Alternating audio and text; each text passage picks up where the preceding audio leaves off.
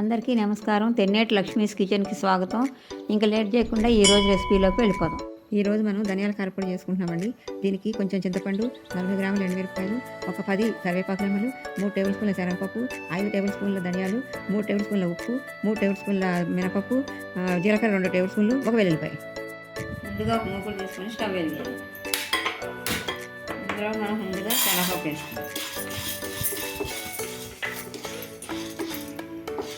శనగపప్పు కొంచెం వేగాక మినపప్పు వేసేసుకోండి.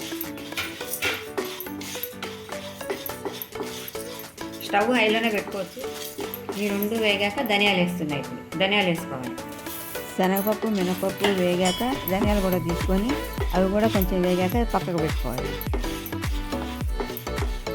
ఇప్పుడు కరివేపాకు తీసుకొని సిమ్లో పెట్టుకొని క్రిస్పీగా వేయించుకోవాలి. క్రిస్పీగా అంటే కొంచెం చేతులతో నడిపితే పొడయ్యేట్లాగా చేసుకోవాలి. అలాగే ఎండుమిరపకాయలు కూడా ఒక స్పూన్ నూనె వేసుకొని దోరగా వేయించుకోవాలి. ఇప్పుడు ఎండుమిరపకాయలు కూడా వీడియోలో చూపించినట్టు చల్లారి పెట్టుకోవాలి.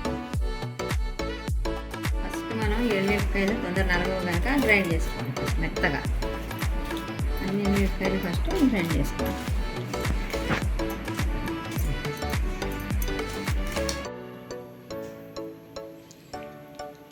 ఓన్లీ ఎండుమిరపకాయలు, జీలకర్ర వెల్లుల్లిపాయలు వేయాలి.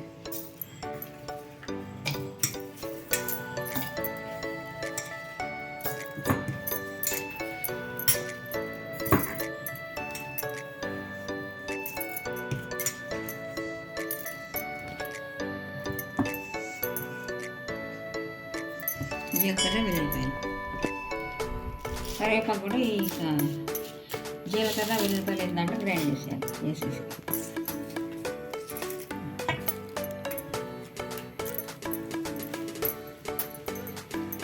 మెత్తగా అవుతుంది అన్నమాట. ఇవి తీసేసి ఈ పప్పులు అవన్నీ వేయాలి.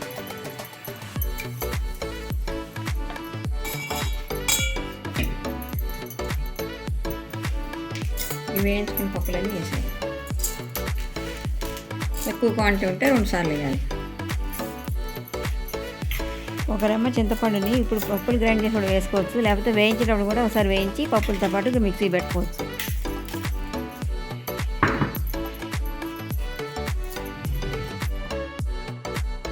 అందులోనే ఇప్పుడు 2 టీ స్పూన్ల ఉప్పు యాడ్ చేసుకోండి. ఇవన్నీ గ్రైండ్ చేసుకున్నాక వీడియోలో చూపించినట్టు తయారైపోయింది. నేను చేతితో మిక్స్ చేస్తున్నాను. మీరు కావాలంటే మిక్సీలో కూడా వేసి 2-3 సార్లు తిప్పుకుంటే మంచిగా కలిసిపోతుంది. దీన్ని ఒక ఎయిర్ టైట్ కంటైనర్ తీసుకొని దాంట్లో వేసుకొని మూత పెట్టుకుంటే 1-2 నెలల పాటు నిల్వ ఉంటుంది. ఇది దోశ మీద జల్లుకోవచ్చు, ఇడ్లీలో నెయ్యి వేసుకొని నంచుకొని తినచ్చు, అన్నంలో కూడా వేడన్నంలో నెయ్యి వేసుకొని కలుపు తింటే చాలా బాగుంటుంది. ఉప్మాలో కూడా జల్లుకొని తినచ్చు. ఇంతేనండి, గుమగుమలాడే కారపొడి రెడీ. Thank you. ఈ రెసిపీ మీకు నచ్చినట్లయితే షేర్ చేయండి, లైక్ చేయండి, సబ్స్క్రైబ్ చేయండి.